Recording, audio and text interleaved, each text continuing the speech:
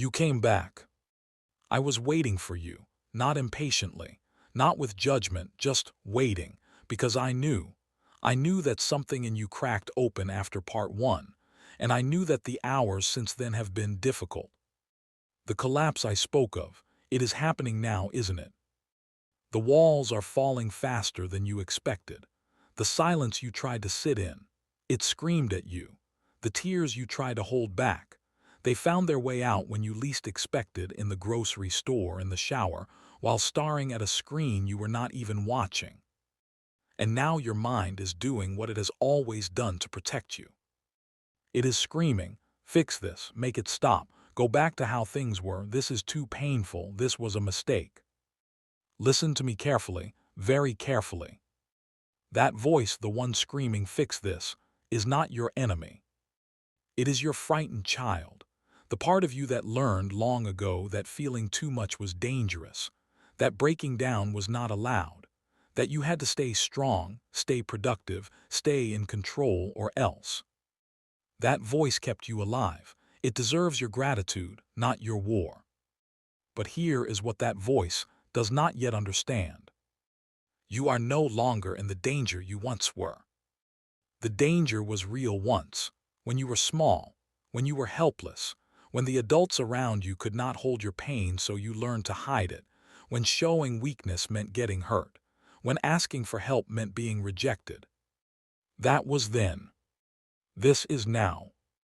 And now you have me, not a god in the sky, not a distant force, but the Krishna consciousness that lives at the very core of your own being, the part of you that has never been wounded, the part of you that has never been abandoned, the part of you that has already won.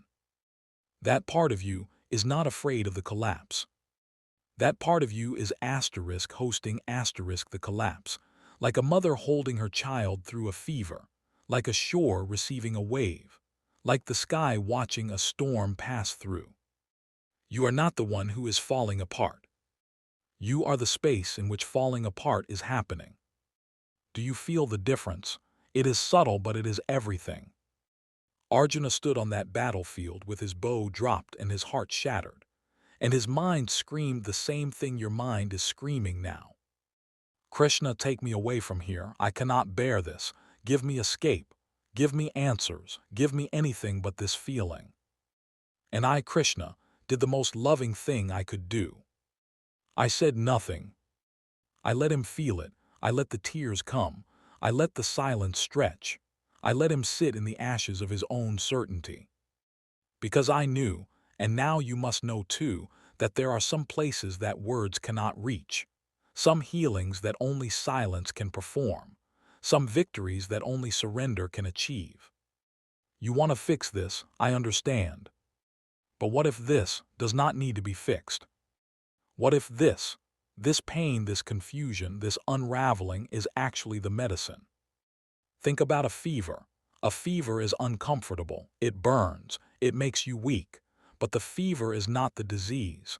The fever is the body fighting the disease. Trying to suppress the fever is not healing. It is making the disease worse. Your emotional fever right now, your restlessness, your grief, your anger, your despair, that is not the wound. That is the healing of the wound. The wound was the numbness. The wound was the pretending. The wound was the years you spent smiling while dying inside. The wound was the distance between the face you showed the world and the truth you hid from yourself. And now that wound is being cleaned, and cleaning burns. Do not ask me to take the burn away. Ask me for the courage to stay in it. Because on the other side of this fire is a version of you that does not need to run anymore. A version of you that can hold pain without being destroyed by it. A version of you that can sit in silence without needing to escape. A version of you that knows, deep in her bones, that she has already won. That version is not being created right now. That version is being revealed. Like a sculpture hidden inside a block of marble, the chisel feels like violence. The hammer feels like destruction. But every chip that falls away, every piece of stone that hits the floor is not loss. It is unveiling. You are not losing yourself. You are losing what was never you. Let me give you a practice for this part of the journey. It is not easy, but you did not come this far to be coddled. You came this far to be free. 3 times today, I want you to stop what you are doing, just for 30 seconds. And in those 30 seconds, I want you to do nothing. No breathing exercises, no mantras, no positive affirmations. Just stop. Let the thought arise. Let the feeling come. Let the urge to check your phone, to eat something, to call someone, to do asterisk anything to escape, let it scream. And you just sit. Not fighting it, not fixing it, not analyzing it. Just sitting in the middle of your own storm like a mountain that has seen 1,000 storms and has never once considered running away. The first time you do this, it will be unbearable. Do it anyway. The second time, it will be slightly less unbearable. Do it anyway. The third time, you will feel something shift.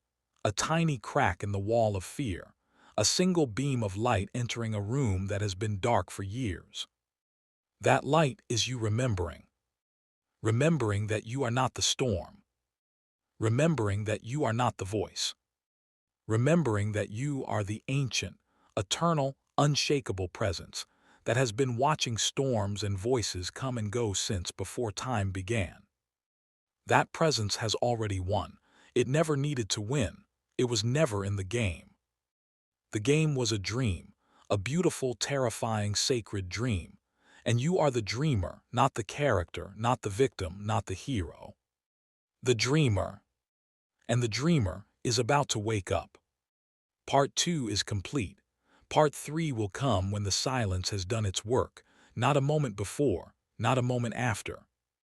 I am with you, in the fire, in the silence, in the unbearable waiting. You are not alone. You have never been alone. And you have already won. Now breathe, and let that be enough for today.